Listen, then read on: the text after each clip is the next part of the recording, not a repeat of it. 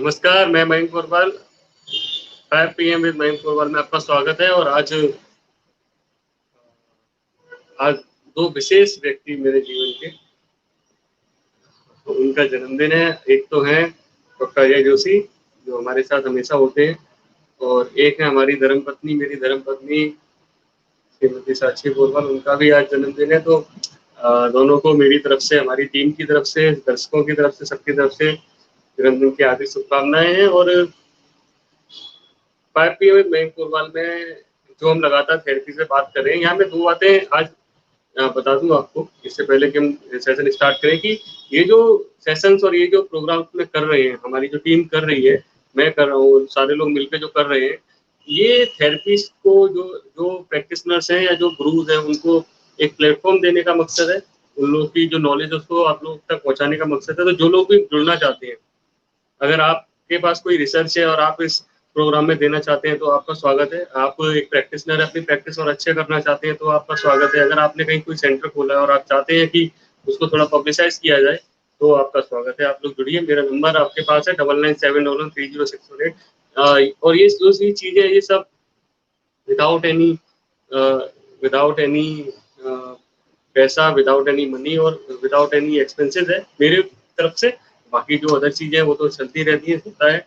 आप लोग करिए बढ़िया, और इसी तरीके से अपनी नॉलेज बढ़ाते रहिए, क्योंकि मकसद केवल यही है कि हम मैक्सिमम लोगों तक पहुँचे, मैक्सिमम लोगों तक अपनी इस वैदिक नॉलेज को लेके जाएँ। और ये एक ऐसा प्लेटफ़ॉर्म है यूट्यूब और फेसबुक पे हमारा, कि जहाँ पर आप होलिस्टिक हीलिंग की एक ऐसी नॉलेज लें जिससे आप अपने आप को थेरेपिस्ट बना सकें, अपना डॉक्टर स्वयं बन सकें, अपनी बीमारियों का इलाज कर सकें और साथ के साथ अपने आप को बीमार पड़ने से रोक सकें। तो आज जो है मर्म चिकित्सा, स्वमर्म चिकित्सा, अपने आप अपना इलाज मर्म चिकित्सा के द्वारा, बहुत पुरातन थेरेपी है, इसके बारे में बात करेंगे। अभी हमारे साथ डॉक्टर अस्मिता जुड़ने वाली है और काफ़ी कुछ है इसके बारे में जो अभी आपको पता चलेगा। तो चलिए स्वागत करते हैं हम। नमस्कार। नमस्कार, स्वागत है मैडम आपका। नमस्कार मयंक जी, और जितने भी दर्शक हैं और जितने भी होलिस्टिक इसके सदस्य हैं जो देख रहे हैं, उन सबको मेरा नमस्कार। और आपकी श्रीमती जी को मेरी तरफ से जन्मदिन की बहुत-बहुत शुभकामनाएँ। और आज डॉक्टर अजय जोशी जी का भी जन्मदिन है। अरे वाह! जोशी जी, आपको भी बहुत-बहुत जन्मदिन की शुभकामनाएँ। खूब स्वस्थ रहें, दीर्घायु हो। अभी जुड़ेंगे वो। चलिए डॉक्टर अस्मिता जी, आपसे आज पहले लोग इंट्रोडक्शन कर चुके हैं, लोग जान चुके हैं काफ़ी कुछ, और जो आज नए लोग जुड़े, मैं चाहूँगा 1-2 मिनट में एक आपका इंट्रोडक्शन हो जाए, फिर हम आज जो हमारे भारत की सबसे पुरातन जो प्रेशर रिलीज थेरेपी है, दाब चिकित्सा है, मर्म चिकित्सा, उसके बारे में बात करेंगे आपसे। तो सबसे पहले आपका 1-2 मिनट में एक इंट्रोडक्शन, लोग जाने आपके एक्सपीरियंस के बारे में। अच्छा जी। मेरा नाम रश्मि झा है, तो आपने जान ही लिया। मैं जगदलपुर की रहने वाली हूँ, बहुत आदिवासी क्षेत्र से मैं आई हूँ, और मैंने 1970 में आयुर्वेद में एडमिशन लिया था। 75 में मैं ग्रेजुएट हुई। उसके बाद मैंने बस्तर में काफ़ी जड़ी-बूटियों पे काफ़ी काम किया। फिर मैं कॉलेज में लेक्चरर हो गई, लेकिन मुझे पढ़ाने में बहुत आनंद नहीं आया। तो इसके बाद फिर मैं चिकित्सा अधिकारी बनी, मेडिकल ऑफिसर बन गई और गवर्नमेंट में मैं जॉब करने लगी। उसके बाद बस्तर में काफ़ी साल मैंने जॉब किया। यहाँ भोपाल में मैं 1984 में आई थी, और भोपाल आना हुआ और यहाँ पे गैस त्रासदी हो गई। तो जिसके कारण बहुत ज़्यादा हमको तकलीफ हुई। मेरे लंग्स करीब 85% डैमेज हो गए थे, और फिर मैंने अपनी नेचुरोपैथी, प्राकृतिक चिकित्सा और अपनी आयुर्वेद सब तरह की आज़माया, और मुझे अंततः जो है एक्यूपंक्चर से आराम मिला। इसके लिए फिर मैं चाइना गई और वहाँ 94 से 97 3 साल तक मैंने चाइनीज़ ट्रीटमेंट लिया अपने लिए, और साथ में पढ़ाई भी करती गई। मुझे चाइनीज़ फेलोशिप मिली थी, तो जिसमें मैंने 3 साल तक के ट्रेडिशनल चाइनीज़ मेडिसिन का अध्ययन किया।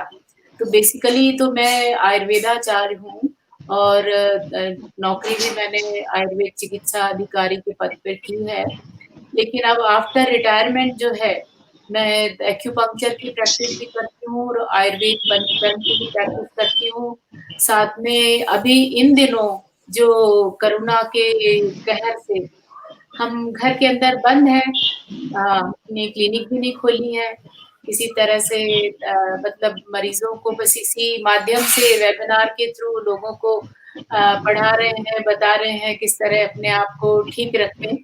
तो जो आज का आपने विषय रखा है मर्म चिकित्सा, ये बहुत ही जी प्राचीन पद्धति है और आयुर्वेद का एक हिस्सा है। जब हम शुरुआत में जब पढ़ते हैं, तो ये मर्म चिकित्सा हमारी पाठ्यक्रम का एक हिस्सा होता है। तो इसलिए मर्म चिकित्सा हमने काफ़ी दिनों इसका अभ्यास किया है। नमस्कार जोशी जी, बहुत-बहुत बधाई आपको। नमस्कार।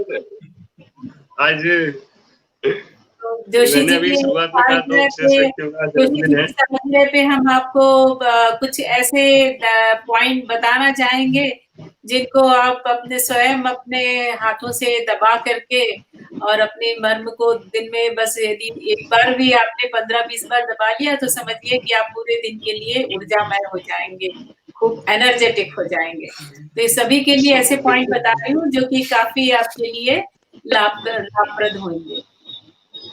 बिल्कुल। चलिए आज इस टॉपिक को आगे बढ़ते हैं। स्वागत है सर आपका, जन्मदिन की बहुत-बहुत बधाई हो आपको। आज 2 विशेष व्यक्तियों का जन्मदिन है और उनमें से प्रथम आप हैं।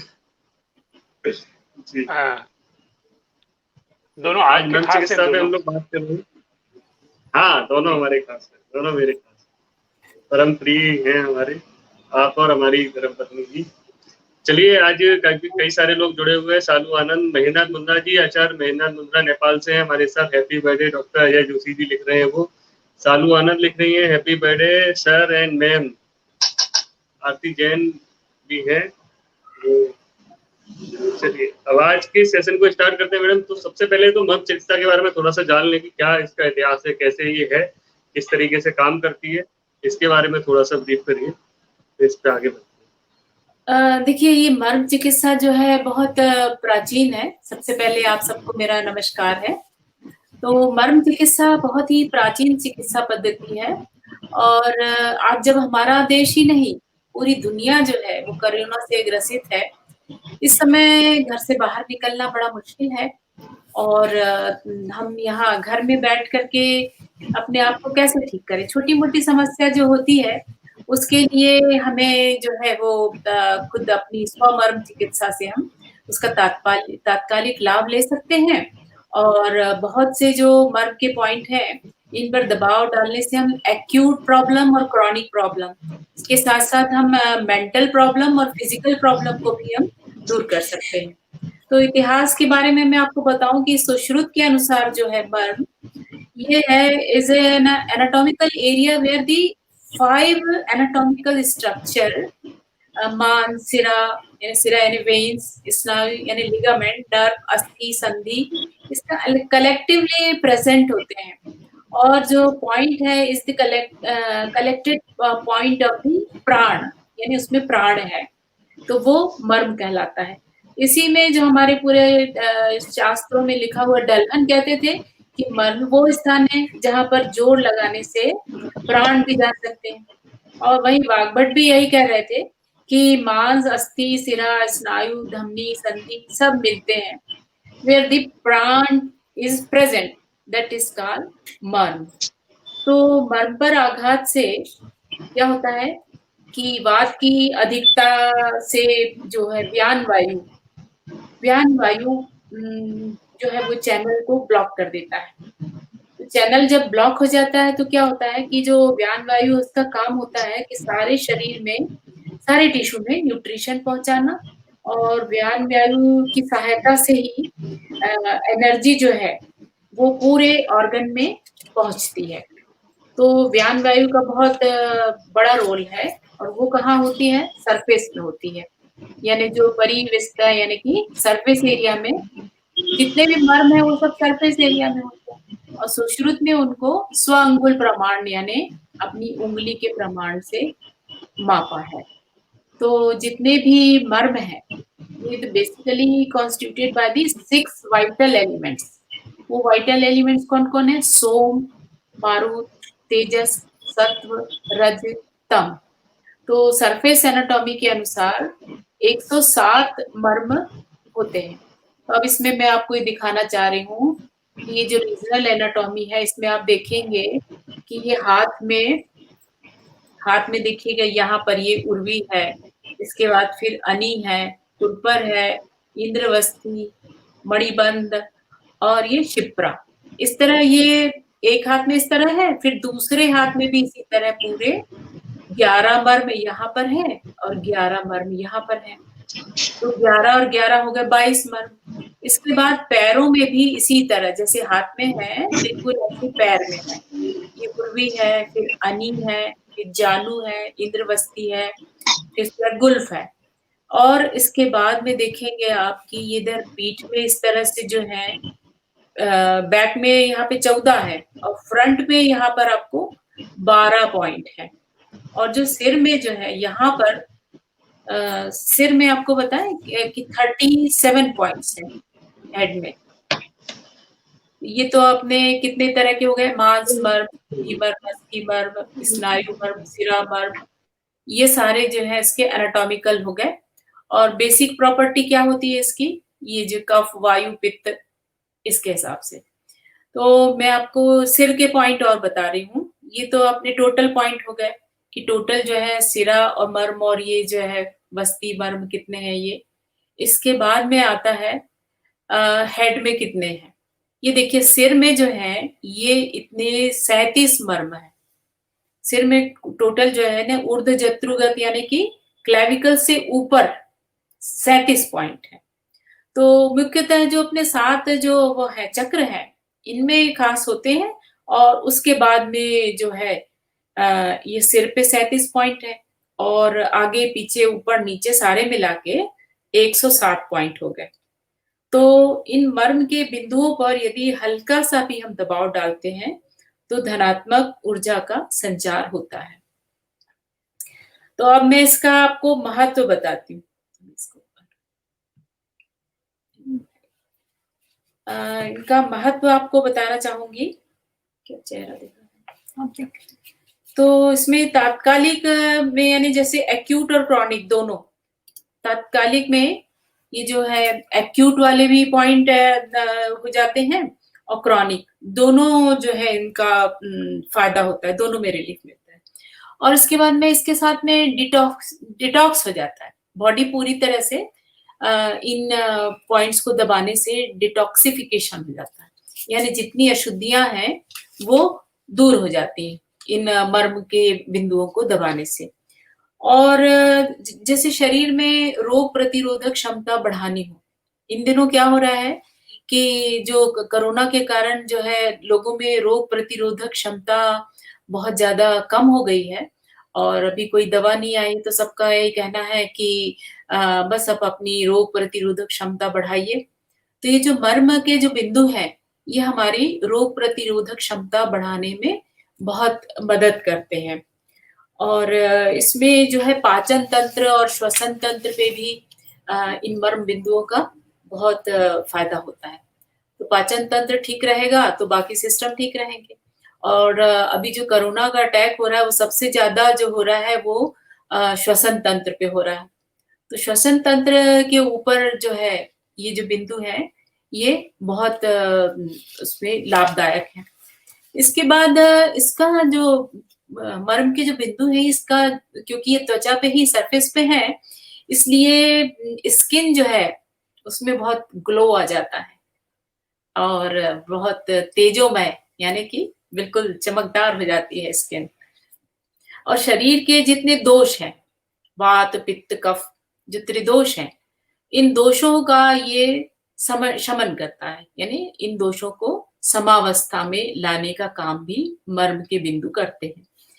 तो शरीर का जो तापमान है उसको भी ये नियंत्रित करता है। मर्म के बिंदु जो है तापमान को भी नियंत्रित करता है।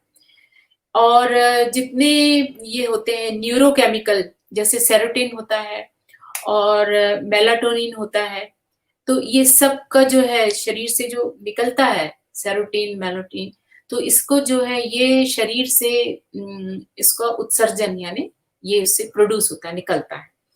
तो इसके कारण क्या होगा कि नींद अच्छी तरह से आएगी, सेरोटोनिन अच्छी तरह से निकलेगा, तो नींद बहुत अच्छी आएगी।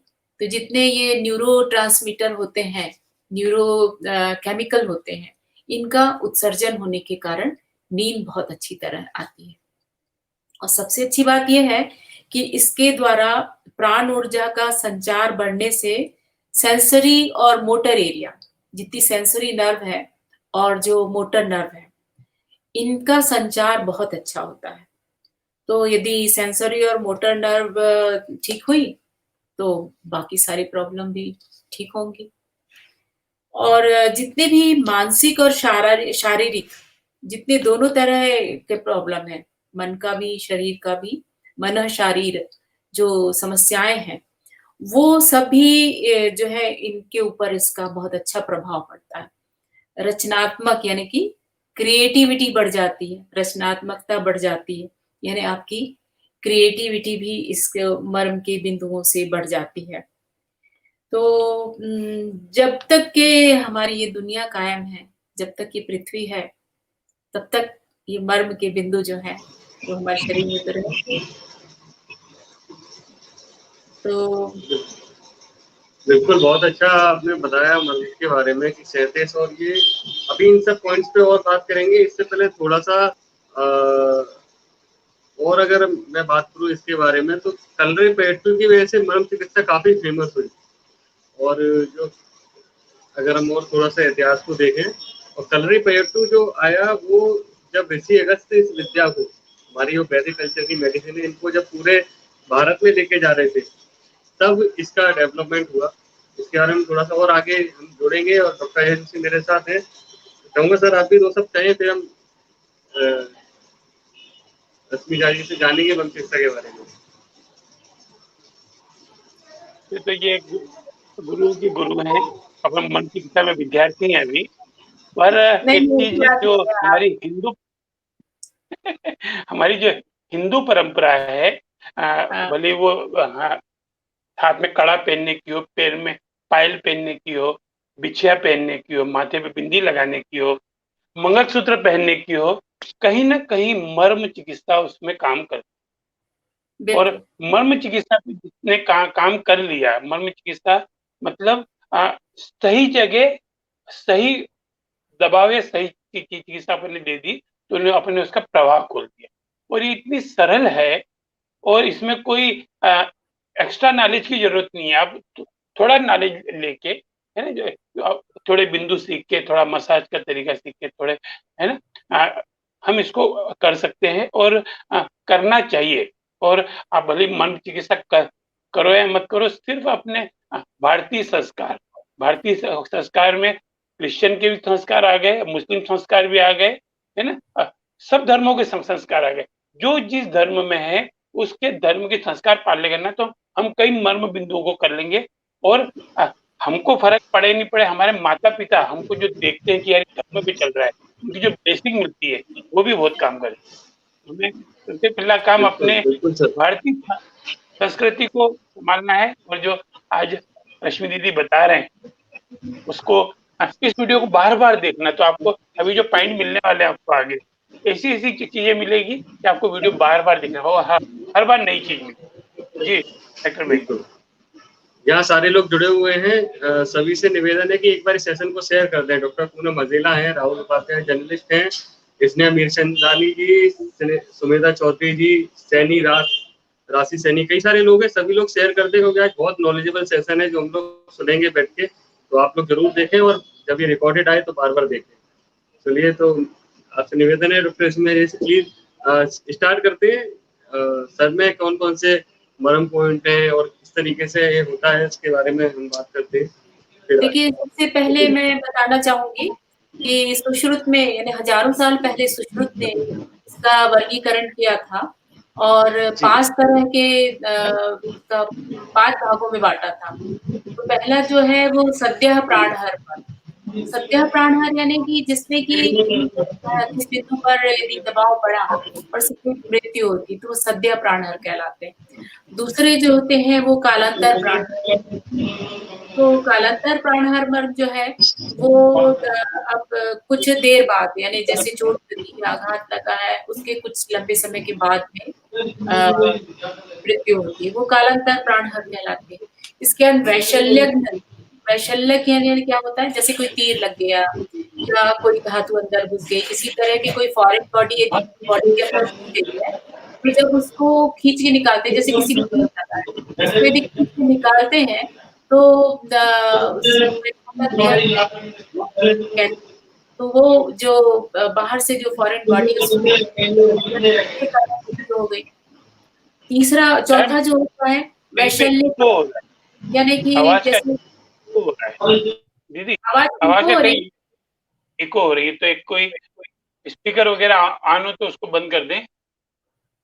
नहीं, यहाँ से तो ठीक है, किसी ने बीच में किसी ने अनम्यूट कर लिया होगा मेरे ख्याल से, जितने लोग देख रहे हैं वो यदि क्लियर अब क्लियर है जी। हाँ, तो यदि बीच में किसी ने अनम्यूट कर लिया होगा तो डिस्टर्ब हो रहा है। यहाँ से तो आवाज ठीक है, बिल्कुल अब ठीक है। जो 5 तरह के मैंने बताया आपको, सद्यः प्राणहर जो है, जैसे किसी को हार्ट में लगा या किसी में नाभि में लगा तो वो सद्यः प्राणहर मर्म है कि तुरंत जहां लगा और तुरंत मृत्यु हो जाएगी।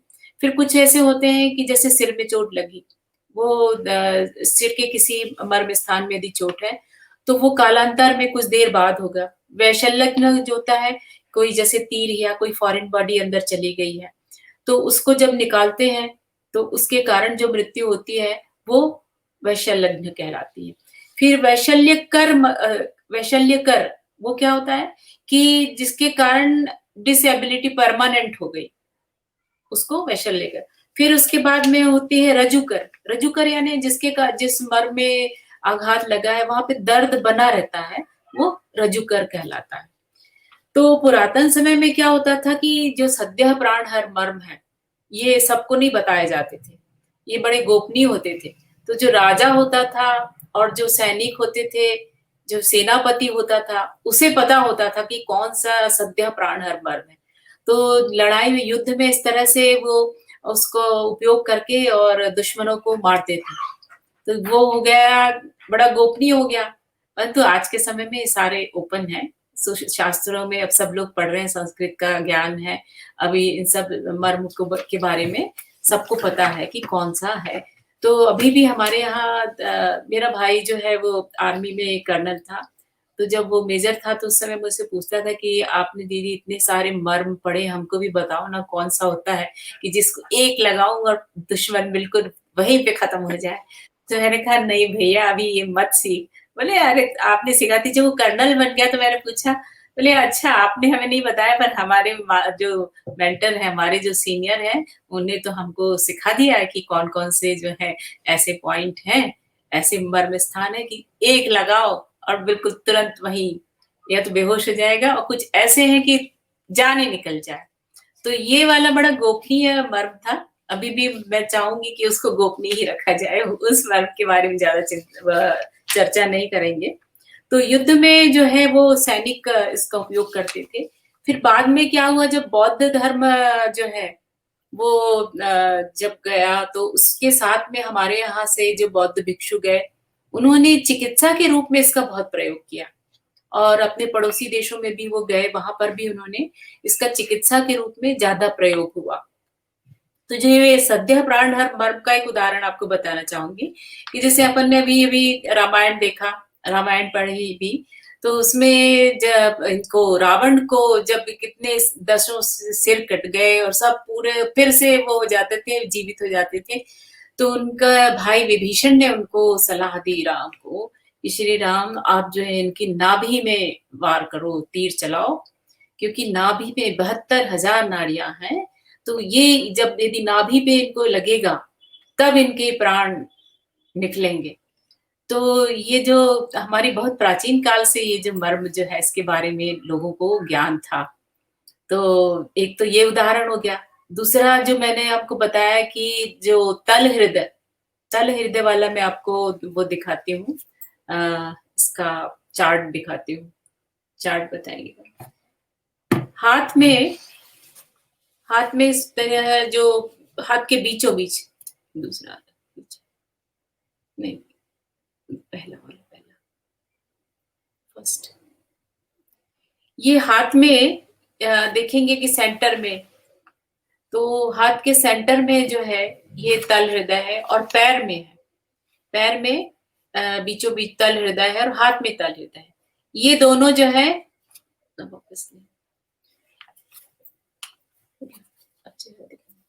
तो ये जो तल हृदय वाला जो मर्म है, इसको क्या करते हैं कि ये भी जितना अपने जो दिल धड़क रहा है उस हृदय के समान ही ये तल हृदय भी उतना ही ज्यादा महत्वपूर्ण है।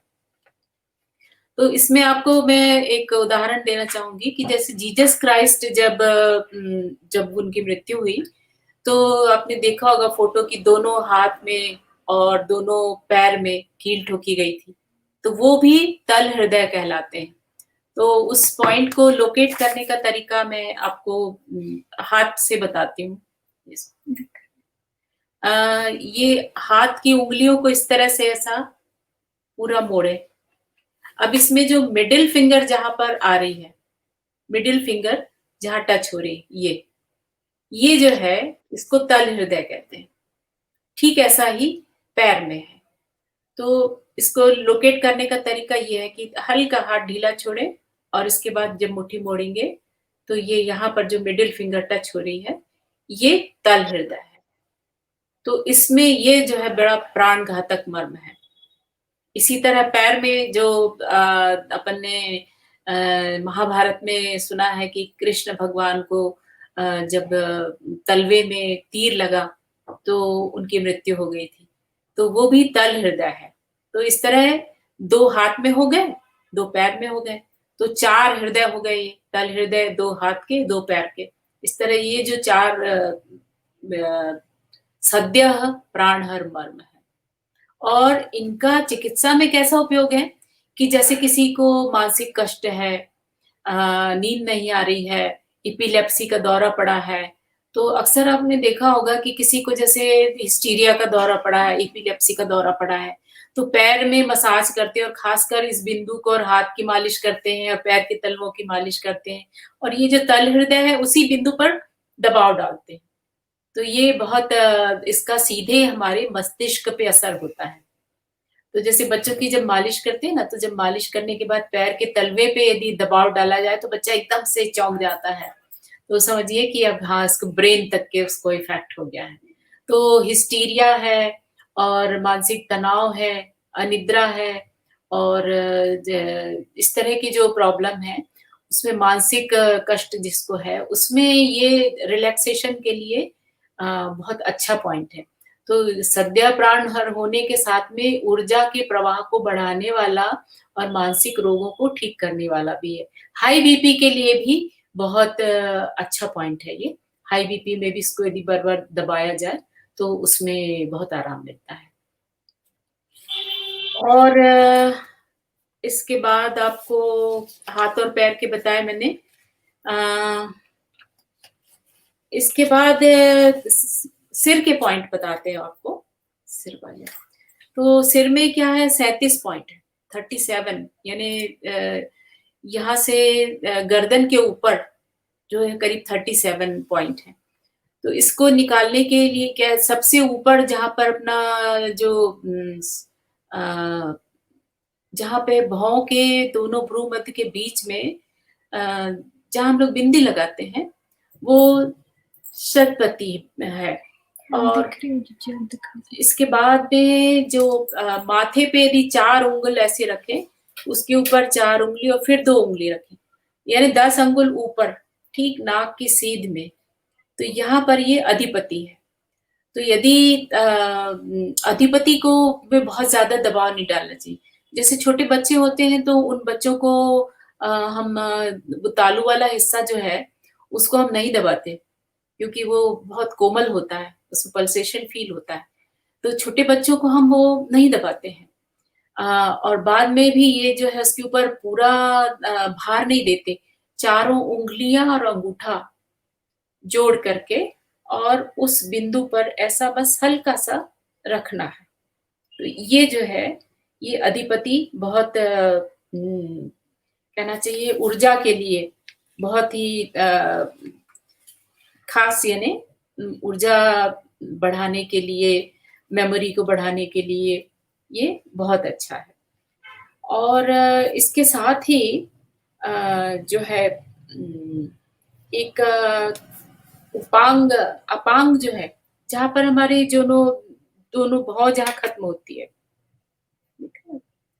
जहाँ पे भौं खत्म हो रही है, ये इसको अपांग कहते हैं। जहाँ भौं का अंतिम सिरा है ये अपांग कहलाता है।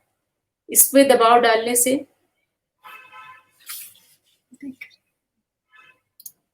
ये बिंदु जो है ये अपांग कहलाता है। और यहाँ जहाँ हम बिंदी लगाते हैं, इस बिंदु पर दबाव डाला जाए तो ये सीधे जो आज्ञा चक्र है इसको स्टिमुलेट करता है। पिट्यूटरी ग्लैंड इससे करीब 2 इंच पीछे भी पिट्यूटरी ग्लैंड है, तो ये बहुत ज्यादा पूरे उसको एक्टिव करेगा। और ये वाला बिंदु खोजने के लिए क्या करेंगे, 4 और 4 8 और 2 10 अंगुल ऊपर नाक की सीध में, यहाँ पर इस जगह बहुत जोर से दबाव नहीं डालना है। तो चारों उंगली और अंगूठा इस तरह से यूं रखें, इतना दबाव ही काफी है। फिर नाक में यहाँ पर जो है इसके बीचों बीच यहाँ पे एक हड्डी फील होगी इस तरह, इसको ये दबाएं, ये एक मर्म स्थान है। तो और ये कान के ठीक पीछे, यहाँ पे कान के ठीक पीछे इस जगह यहाँ अंगूठे से दबाव डालें। तो ये पूरा ईएनटी के लिए, नाक कान गले सबके लिए ये, इसका नाम है विधुरम। विधुरा भी कहीं किसी ने विधुरा कहा है, किसी ने विधुरम कहा है, विधुरा इसका नाम है। तो ये कान में के पीछे यहाँ पर दबाव अंगूठे से यदि डाला जाए तो ये हमारे ईएनटी के नाक कान गले में कोई भी समस्या हो उसके लिए। दूसरा साइनोसाइटिस के लिए ये जो नाक के बीचों बीच यहाँ पर जो है, यहाँ पर दबाव डालें तो ये मर्म जो है ये साइनोसाइटिस में बहुत मदद करता है। इसको यदि दबाव डालें तो यदि कहीं ब्लॉकेज है तो वो दूर होगा। फिर कनिका, ये आंख की कोर जो बाहर, आंख की बाहर की तरफ जो है ये कनिका, इसमें यदि दबाव डालेंगे तो आंखों की ज्योति तेज होगी। फिर आंखों के नीचे जो ऑर्बिट है, ये इस बोन में यहाँ पे इस तरह से प्रेशर दिया जाता है, इस तरह से इसको यूं प्रेशर दिया जाता है हल्के से, यानी जो बोन है इस पे प्रेशर देना है, पूरे उसमें नहीं देना, सिर्फ बोन के, आंख के अंदर नहीं जाना है। यहाँ पे अपनी जो ऑर्बिट है इस बोन में यहाँ प्रेशर दिया जाता है। इसके बाद भी यहाँ पे शंख है। तो इस तरह, और नाक के नीचे यहाँ पे बिंदु है, ये बिंदु जो है इनका हमारे डाइजेशन से बहुत गहरा संबंध है, इस बिंदु का। तो इन बिंदुओं को दबाने से क्या होगा कि तो डाइजेशन ठीक होगा। और जो एक बहुत इंपॉर्टेंट पॉइंट है शोल्डर वाला। आपका यदि दाहिना हाथ यूं लिया और बाएं कंधे में इस तरह रखेंगे, इसको कोहनी को 90 के एंगल पे मोड़ लें। हाथ जो है इस तरह 90 के एंगल पे यूं मोड़ा, और उसके बाद कंधे पे जब हम हाथ रखते हैं तो जो हमारी मिडिल फिंगर है, मध्यमा बीच की उंगली जहाँ टच हो रही है, ये वाला पॉइंट जो है इसको अंश मर्म कहते हैं। अंश संधि है, ये अंश संधि है, ये कोहनी है। कोहनी को हमने 90 के एंगल पे मोड़ा और जहां पे हमने हाथ रखा, दाहिना हाथ बाएं कंधे पे रखा, तो जिस जगह हमारी इंडेक्स फिंगर नहीं, ये मिडिल फिंगर जहां टच हो, ये हमारे अंश मर्म है। ये इतना इफेक्टिव है कि किसी भी तरह का फ्रोजन शोल्डर हो, या आपको कंधे में दर्द है, गर्दन में अकड़न है, उसके लिए ये पॉइंट बहुत असरदार है। तो यदि कभी जैसे बहुत लोग कंप्यूटर पे काम कर रहे हैं, करते करते गर्दन थक गई है और जकड़न हो रही है, तो इस पॉइंट को यदि दबाएंगे तो इससे बहुत मदद मिलेगी। तो कंधे का दर्द भी ठीक हो जाएगी, गर्दन की जकड़न भी ठीक हो जाएगी। तो ये बहुत ज्यादा। इसके बाद में आता है नाक के पास में फना मर्म। आप देख रहे होंगे कि जो नोज बनी हुई है, नोज के बाजू में फना मर्म, इस स्लाइड में आपको दिखाई दे रहा है, नाक के पास जो हड्डी है इसमें ये फना मर्म है। इसको दबाने के लिए क्या करना होता है, यदि सर्दी जुकाम है तो एक हम हाथ रखेंगे मधुरम पे, विधुरम यहाँ कान के पीछे, और दूसरा जो है ये छोटी उंगली हम यहाँ दबाएंगे नाक के नीचे, और जो इंडेक्स फिंगर है उसको यहाँ साइनस में। तो इस जगह हमको ये हड्डी फील होगी, इस तरह से यहाँ एक गड्ढा फील होगा, और ये कान के पीछे यहाँ अंगूठा रखा, यहाँ पे ये छोटी उंगली रखी और इंडेक्स फिंगर हम यहाँ रखे, इस पर दवा डाली, और यदि नाक बंद है तो ये जो मध्यमा है उसको यहाँ रख लिया इस तरह से। तो जितने साइनस के सारे पॉइंट दब गए, और यहाँ पर जो बिंदु है, इस बिंदु पे दबाव डालने से जैसे लैक्रिमल ग्लैंड हो जाती है, ड्राई हो जाती है, और आंसू नहीं आते ड्राई, जैसे कंप्यूटर पे बहुत लंबे समय तक बैठे हैं, आजकल बच्चे मोबाइल में बहुत समय लगे हुए हैं, तो लगातार आंखों पे स्ट्रेन पड़ता है, और उसके कारण क्या होता है कि आंखें ड्राई होने लगती हैं। तो ड्राइनेस को बढ़ाने के लिए, ड्राइनेस को ठीक करने के लिए, तो आंखों की ये जो उपांग मैंने बताया, ये भौं के बाद यहाँ, फिर दूसरा आंखों की जो ये बाहरी हिस्सा है, यहाँ एक बिंदु है, इसके बाद एक यहाँ है, और इसको इस तरह से यदि किसी और का दबाना होगा तो हम इसको इस तरह से दबाते हैं, यानी ऊपर से हम इस तरह से यूं दबाएंगे। तो इसमें जब हम किसी और को प्रेशर दे रहे हैं तो हम इस तरह से दबाएंगे, यहाँ पे 3 उंगलियां यहाँ रखेंगे, इस तरह से दबाव डालेंगे, तो आंखों को बहुत रिलैक्सेशन होगा। परंतु यदि जैसे जोर से दबा हुआ और चेहरे पे इस तरह से खिंचाव आ गया तो समझिए कि प्रेशर कुछ ज्यादा हो गया। तो प्रेशर इतना हो कि हल्का हो, दबाव ऐसा महसूस हो, लेकिन चेहरे पे शिकन नहीं आनी चाहिए। यदि चेहरे पे शिकन आ गई तो मतलब है कि दबाव कुछ ज्यादा हो गया। तो एक साथ इतने पॉइंट दब गए, ये विधुरम हो गया, ये फना हो गया, उसके बाद में यहाँ पे हो गया, ये कनिनिका हो गया, ये उपांग हो गया। तो पूरे ये जो पॉइंट है ये आपके ऊर्ध्व जत्रु, मतलब ऊर्ध्व भाग जो है, जत्रुगत, ऊर्ध्व जत्रुगत यानी कि क्लेविकल बोन से ऊपर के जितने पॉइंट हैं वो मैंने आपको बताया कि एक तो ये खास ये वाला है जो कि आपकी सर्दी जुकाम ठीक करेगा। इसके बाद ये जो है ये साइनस के लिए है, ये जो लैक्रिमल डक्ट है, आंसू की तकलीफ है ड्राई आई के लिए, उसके लिए ये है। फिर आंखों की रोशनी बढ़ाने के लिए यहाँ है, फिर जहाँ भौं का अंतिम सिरा है ये एक पॉइंट है। तो ये सारे पॉइंट यदि हमने सुबह उठ के एक बार दबा लिए तो यूं समझिए कि आपकी आंखों की ज्योति ठीक रहेगी। और जो बहुत दिन भर आजकल बच्चों को भी घर से काम पढ़ना पड़ रहा है, और ज्यादातर लोग वर्क फ्रॉम होम कर रहे हैं, कंप्यूटर पे बैठे हैं, बच्चे मोबाइल में उनको रोज होमवर्क मिलता है, छोटे छोटे बच्चों को भी लैपटॉप में, मोबाइल में होमवर्क करना पड़ रहा है। तो आंखों की समस्या इन दिनों काफी है। तो ये पॉइंट यदि जितने माता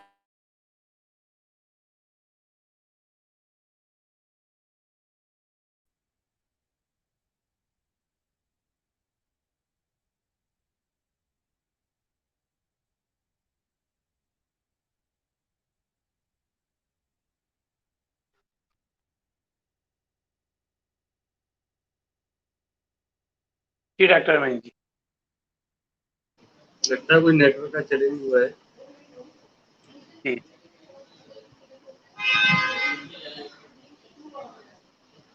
तो जो भी रश्मि जी ने जो बताए अपने को पॉइंट आंखों वाले है ना, तो आंख के है ना, तो यहाँ हम लोग कुछ फिजिकल एक्सरसाइज भी जो हम योगा में जो बहुत अच्छा प्राणायाम यदि आपने देखा हो तो जो हम वो करते थे भ्रामरी प्राणायाम, तो उसमें हम ये सारे पॉइंट दबाते थे। पर अब क्या किया हमने, भ्रामरी प्राणायाम को हमने महाप्राण ध्वनि में कन्वर्ट कर दिया। हम पुरानी चीजें भूल रहे हैं, हमको पुरानी चीजों को भी याद रखना है। वर्मा पॉइंट के हिसाब से पॉइंट दब रहा है, ये चीजें आ रही है। तो कहाँ कहाँ हमको क्या क्या पॉइंट वो पता लग गए, तो हमको प्राणायाम में उसको जोड़ सकते हैं, मुद्राओं में जोड़ सकते हैं। जब हम प्राणायाम करते हैं तो हम ये मुद्राएं करते हैं, मुद्रा में जोड़ सकते हैं। तो हमको क्या करना है, अपने दादी नानी के जो नुस्खे हैं, जो पुराने नुस्खे हैं, उनको ऐड करके नया सीखो, पर पुराने का भी अभ्यास साथ साथ में हमको करना है ना। तो अभी जैसे आगे गर्दन का बताएंगे, तो गर्दन का संचालन कर लो।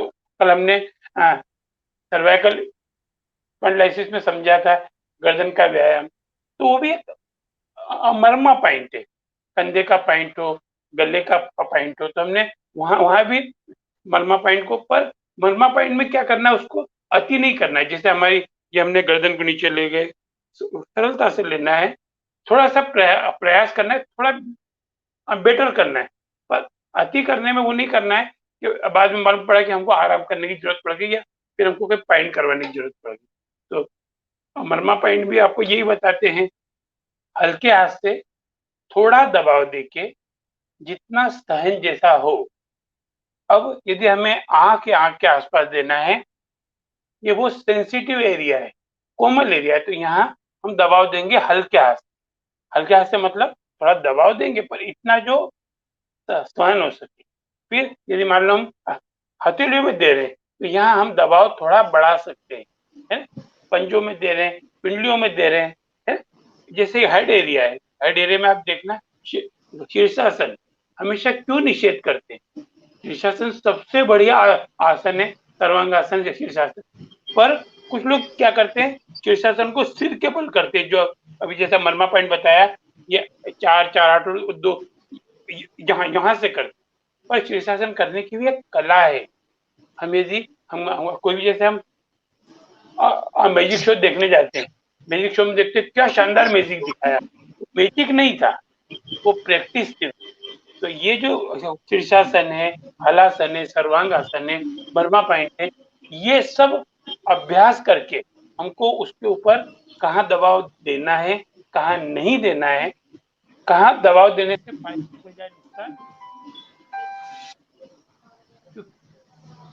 दबाव तो अपना काम करेगा, तो हमको फायदे की बजाय नुकसान हो सकता है, इसलिए ज्यादा दबाव नहीं देना है ना।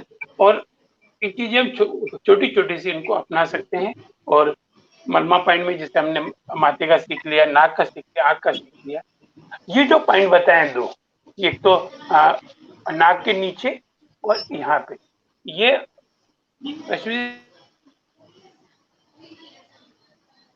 आप यदि फ्रेश होने जाते हो वहां ताकत मत लगाओ, क्योंकि मेजर अटैक जो आते हैं हार्ट के, वो लेटरिन में आते हैं लोगों को, क्योंकि पूरी ताकत वहां ताकत नहीं लगाना है। यहाँ प्रेशर दिया इस पॉइंट पे, ये मर्मा पॉइंट है, यहाँ पॉइंट पे दिया तो हमारा पेट एकदम है। छोटी छोटी सी दवाएं हैं, इनको अपनाना है, और अच्छा लगे तो अपने बच्चों को सिखाओ, अपनी फैमिली को सिखाओ। जैसे हम लोगों को, हमारी बेटी को रोटी बनाना सिखाते हैं, हमारे बेटे को जो बाहर पढ़ने जाता है उसको खिचड़ी बनाना सिखाते हैं, दलिया बनाना सिखाते हैं। इसे हम अपने बच्चों को कुछ मर्मा पॉइंट सिखा दे, कुछ एरोमा सिखा दे, कुछ नेचुरोपैथी के कुछ कलाएं सिखा दे जो आपने सीखी हुई, तो हम इसको बहुत फायदा कर सकते हैं। जी डॉक्टर मैं जी बिल्कुल, अगर हम इस तरीके की चीजें सिखाएं तो बहुत अच्छा रहेगा। और लोग घरों में अगर हम परिवार को सिखाएं, बच्चों को सिखाएं, तो आगे जाके वो बहुत अच्छा करेंगे। और एक होलिस्टिक जो फील्ड है, होलिस्टिक लाइफस्टाइल अपनाएंगे, होलिस्टिक भारत बनेगा। इसी से बनेगा कि जब एक एक घर में ये सारी चीजें पहुंचेंगी, क्योंकि ये हमेशा से थी। ये तो धीरे धीरे करके हमारे कल्चर से, हमारे घर से एक एकदम साजिशन में कहूँगा कि निकाली गई, हमारे लोगों को बरगला के। और दूसरी चीजों, कहीं ना कहीं गलती हमारी भी है कि हम अपने कल्चर को ना समझ के हम दूसरी चीजों की तरफ ज्यादा भागते हैं। ये अपने आप में विश्वास, जो एक हीन भावना वाली बात है कि हमारी चीजें अच्छी नहीं है या खराब हो सकती है, तो हम अच्छी और अच्छी चीजों की तरफ जाएं। और एक ऐसा माहौल भारत में बनाया गया कि विदेश की चीजें अच्छी हैं, चाहे वो कपड़ा हो, चाहे वो फल हो, चाहे कुछ भी हो, चाहे वो चिकित्सा ही क्यों ना हो। तो ऐसी चीजों की दिक्कतें आई, लेकिन अब धीरे धीरे वक्त बदल रहा है। ऐसा हुक्मरान सरकार भी ऐसी हैं और लोग भी बहुत जागरूक हुए हैं कि अपनी चीज़ों को अपनाइए, अपनी चीज़ों को। और आज कोरोना ने हमें तो बता दिया कि हमारे भारत की चीज़ें सबसे अच्छी हैं। दुनिया में सारे लोगों ने अपनाया भारत की चीज़ों को, सब फ़ॉलो करते हैं हमें। हमारे यहाँ एक से एक बेहतरीन चीज़ है और हम हर चीज़ में रिच हैं। भले ही कितनी बार भी हमको लूटा गया, कितनी बार भी हमारी चीज़ों को चुराया गया, चाहे वो अंग्रेज़ थे, चाहे मुगल थे या कोई भी लोग आए। उसके बाद काले अंग्रेज़ों ने भी हमें खूब लूटा है, तो अब बस अपनी चीज़ों को बचा के रखना है और अपनी चीज़ों को लोगों तक पहुँचाना है। क्योंकि ये जो विद्याएँ थी, जैसे मर्म चिकित्सा, पहले ये सबको नहीं पता होती थी, ये गुप्त चिकित्सा थी। ये बेसिकली अलग-अलग लेवल पे अलग-अलग तरीके से लोग यूज़ करते थे। ऋषि अगस्त्य ने जो भारत भ्रमण में जब इसको सिखाया सबको, तो राजाओं ने, सेनाओं ने तो इसको यूज़ किया दूसरे को हराने के लिए, मारने के लिए, या कई बार अपने ऐसे एग्ज़ाम्पल हमने देखे हैं कि जैसे तीर चलाया एक सैनिक ने और सामने दूसरे सैनिक को लगा, उसको वो बेहोश हो गया, उसको लेके आए, उससे बाद में उसे जब होश आया, तो राज उगलवाए उससे पूछा कि जानकारियाँ ली। तो ये सब क्या था कि वो तीर ऐसी जगह पे ही चलाना है जहाँ से वो मरे नहीं, केवल बेहोश हो कुछ टाइम के लिए। तो ये चीज़ सेना ने अपनाई, वैद्यों ने, आचार्यों ने इसको चिकित्सा के लिए लिया कि कहाँ दबा के हम किस तरीके से ट्रीटमेंट कर सकते हैं। और जो हमारे साधु संत थे, उन्होंने इसको जानवरों से रक्षा के लिए लिया। अब क्या हुआ, जब ऋषि अगस्त्य इसको जब जगह-जगह सिखा रहे थे, जा रहे थे, तो जंगलों में जहाँ पे अब जानवरों के आप मर्म पॉइंट जाके नहीं दबा सकते, आप इंसान के दबा सकते हो। तब वहाँ पे फिर एक डंडा आया बाँस से बना के, लकड़ी से बना के, कि हम दूर से ही वो पॉइंट पे मार दें, जिससे वो थोड़ी देर के लिए बेहोश हो जाए और हम आगे बढ़ जाएँ। तो वहाँ से जन्म होता है कलरी पयट्टू जैसी विद्याओं का। जो लठमार, हमारे यहाँ तो लाठी का और लठ का बहुत उपयोग है, तो जगह-जगह के मारना, उससे कई सारी कुश्ती की प्रथाएँ भी आई, कलरी-पयट्टू जैसी विद्याएँ आई, जो बाद में जाके जूडो कराटे और शाओलिन में जाके तमाम मार्शल आर्ट्स में कन्वर्ट हुआ, बहुत कुछ बदला वो। वो कैसे बदला, जब राजा बोधिधर्मन साउथ से जाके वो चाइना गए और बौद्ध धर्म का प्रचार किया। तो ऋषि अगस्त्य को मैं कहूँगा कि उन्होंने कलरी-पयट्टू, मरम चिकित्सा, इन तमाम चीज़ों को भारत में फैलाया और उन्हीं की मदद के लिए भगवान कार्तिकेय साउथ में गए थे, जो बाद में मुरुगन बने और वहाँ पे काफ़ी ज़्यादा फ़ेमस है। केवल ऋषि अगस्त्य के इस काम को बढ़ाने के लिए, जो भगवान शिव द्वारा सौंपा गया कार्य था कि हम भारत के जन-जन तक पहुँचे। और जब ये और आगे गया, तो जो रानी पद्मावती हैं, वो बहुत बेहतरीन मर्म चिकित्सक थीं, जिनको हम उनकी सुंदरता की वजह से जानते हैं, लेकिन साथ के साथ वो एक बहुत बड़ी आयुर्वेदाचार्य, बहुत बड़ी मर्म चिकित्सक थीं, जिन्होंने काफ़ी कुछ अच्छा किया। आगे जब इस सेशन को दोबारा हम करेंगे, आज के सेशन अभी पूरा नहीं है, अभी ये 2 पार्ट में था। आज हमने मर्म चिकित्सा में डालनी है सर के पॉइंट। अगले सेशन में हम जानेंगे हाथ के पॉइंट्स कहाँ हैं, पैर के पॉइंट्स हैं, हमारी पीठ पे पॉइंट है, हमारे शरीर पे आगे पॉइंट्स हैं, तलवों में पॉइंट्स हैं। तो ये सेशन काफ़ी लंबा था, तो डॉक्टर रश्मि झा ने इसको 2 भागों में बाँटा है। अभी उनका दूसरा सेशन है, तो इसलिए उनको जाना पड़ा। आज के सेशन को हम यहीं पे समाप्त करेंगे और आगे हम इस सेशन को दोबारा लेके आएँगे जब वो हमें समय देंगे। तो आज के जो लोग भी जुड़े हुए हैं, इसको एज़ अ पार्ट 1 लें और इसको शेयर करें, बार-बार देखें। तो कई सारी चीज़ों के इलाज उन्होंने आज बताए हैं और हमारे भारत की वैदिक कल्चर की जो मेडिसिन है, उसे सही रूप में, सार्थक रूप में लेके जाना है सबके पास, सबको सिखाना है, सबको बताना है और भारत को होलिस्टिक भारत बनाना है। घर-घर में हमें ये चीज़ें लेके जानी है। जी सर। ये तो यहाँ एक चीज जो आप जैसा आपने बताया होलिस्टिक हेल्थ, हमारे क्या थोड़ा कंफ्यूजिंग हो गए थे लोग। जैसे जी। हमारे फोरफादर मतलब जो भी चिकित्सक थे हमारे होलिस्टिक, वो बताते थे कि सुबह उठकर बासी मुंह पानी पियो, आपको कॉन्स्टिपेशन की तकलीफ नहीं होगी। पर ये मार्केटिंग वाले आए, इन्होंने बताया कि पूरी रात हमारे मुंह में कीटाणु रहते हैं, उन कीटाणु को साफ करने के लिए ब्रश करो, पेस्ट करो। तो उन्होंने अपना माल बेचा और हमने हमारी वैदिक परंपराएं भूली। तो हमको क्या करना है, हमारी वैदिक परंपराओं पे आना है। नीम का दतून है, कुछ जैसे स्नान करने का तरीका मिट्टी से स्नान है, इन चीजों को अपनाना पड़ेगा। क्योंकि वैदिक चिकित्सा इतनी सरल है कि वो समझ में ही नहीं आती। तो समझने के लिए क्या करना है, ये मत लगाओ, दिमाग मत लगाओ। हमारी जो परंपराएं, जैसे अभी गणेश चतुर्थी के पहले कुछ लोग पत्तों से स्नान करते हैं, है ना। वो एक जैसे नाग पंचमी पे दाल बाफले ही बनते हैं। तो हर व्रत त्योहार के पीछे कुछ एक साइंस है। अब वो साइंस हमको नहीं समझ में आ रहा है, तो जैसे मुस्लिम में एक महीने वो करते हैं और रोजा करते हैं, वो उनको कैंसर की बीमारियां बहुत कम होती है। क्यों? वो 1 महीने जो दिन भर खाने का गैप करते हैं। नवरात्रि अभी परसों शुरू होने वाली, श्राद्ध पक्ष आने वाला है, तो श्राद्ध पक्ष में क्या करना है, हमको रोज 1 कटोरी खीर खाना है। अब रोज खीर बना नहीं सकते, तो कभी इनके घर श्राद्ध है, कभी उनके घर श्राद्ध है, कभी उनके घर श्राद्ध है, ऐसे श्राद्ध को बांट दिया था। तो 1 कटोरी रोज खीर खाना है। खीर को स्वादिष्ट बनाना है, पर उसमें काजू पिस्ता बादाम नहीं, दूध चावल और शक्कर बस।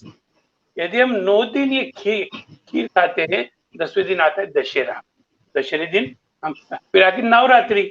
अब खीर खाइए, नवरात्रि में उपवास कर लिया, उपवास करने के बाद में दशहरा आया, फिर आई दीपावली। दिवाली के समय तला गला जो हम खाते हैं, ये शरीर के लिए अच्छा होता है। तो ये सब चीजों के पीछे हमको वैदिक कल्चर को समझना है। और मैं तो एक बहुत अच्छी खुशी की बात बता रहा हूँ आपको कि अभी मैं एक वेबिनार अटेंड कर रहा था, तो वहाँ छोटे-छोटे बच्चे वेबिनार अटेंड कर रहे हैं, छोटे-छोटे बच्चे फीस दे रहे हैं। तो ये वैदिक कल्चर हमारे इस लॉकडाउन की देन है कि लॉकडाउन ने हमको ब्लैक बोर्ड से व्हाइट बोर्ड पे लेके आए थे और व्हाइट बोर्ड से अपने मोबाइल पे ले आए। तो हमने कहीं न कहीं आगे बढ़े हैं। इस आगे बढ़ने को सही दिशा दें और अगला सेशन जो है रश्मि जी का, उसको जरूर अटेंड करें, क्योंकि मन बिंदु से सीख के हम बहुत चीजें कर सकते हैं। जी डॉक्टर मयंक जी, आज बहुत अच्छा लगा और आज अच्छा दिन है ना, क्योंकि आज कुछ है अच्छा होने वाला है, शुभ होने वाला है ना। बिल्कुल सर, शुभम कि शुभम अच्छा ही हो, बढ़िया ही हो, सब कुछ अच्छा हो, स्वस्थ रहें, सब मस्त रहें, व्यस्त रहें। और आज सबकी के साथ हम लोग जुड़ेंगे फिर से अगले सेशन में। कल के सेशन में डॉक्टर जितेंद्र गिल साहब जुड़ने वाले हैं, जो आयुर्वेदिक मेडिकल हॉस्पिटल कैथल के सीएमओ है, तो उनसे भी हम बहुत सारी चीजें आयुर्वेद में जानेंगे। और सभी जुड़े रहिए, और एक बार फिर से आपको जन्मदिन की बहुत बहुत बधाई। और इसी बधाई के साथ हम इस सेशन को एंड करते हैं। आप स्वस्थ रहें, मस्त रहें, व्यस्त रहें। आप सब मेरी ताकत हो और आप धन्यवाद। नमस्कार। नमस्कार।